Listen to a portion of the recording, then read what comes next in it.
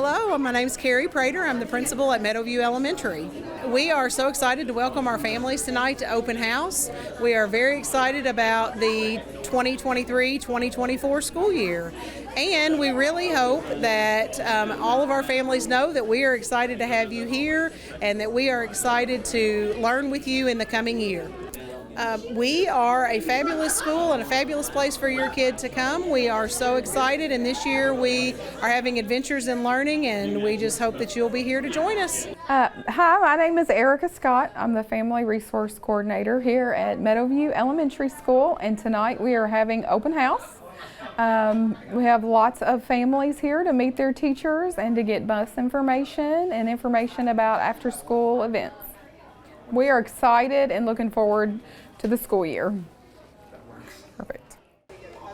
My name is Alex Davis. I am the school counselor here at Meadow View Elementary.